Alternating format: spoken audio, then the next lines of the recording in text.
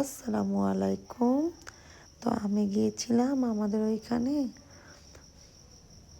পলিহাটে।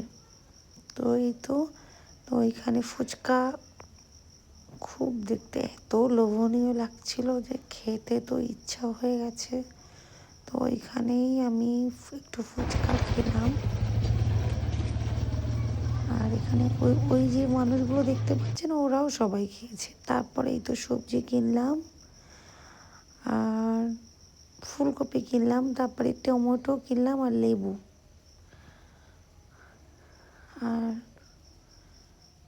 পেঁয়াজ কালি দেখছিল তো নিয়ে নিই। আর তারপরে তো একটু আশেপাশগুলো আমি দেখাচ্ছিলাম। আর দেখেন এখানে এত ফুলকপি, মানে এই এদিকে যে মাঠে সব ফুলকপি চাষ হয়।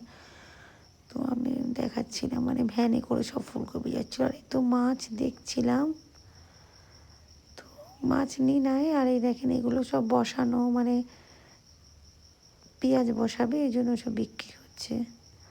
আর এই তো দেখেন এখানের দোকানগুলো কেমন, খুবই সুন্দর, খুবই ভালো লাগছিল। আর তারপরে চলে আসছি ফুলের রাজ্যে, মানে ফুলের নার্সারি বাগানে চলে এসেছি। এত সুন্দর ফুল হয়ে আছে, যদি আমি কি বলবো, মানে পাগল হয়ে গেছি মানে ফুল দেখে, মানে এরকম একটা ব্যাপার। কিন্তু এত মানুষ ছিল, আমি সেইভাবে ভিডিও করতে পারি নাই।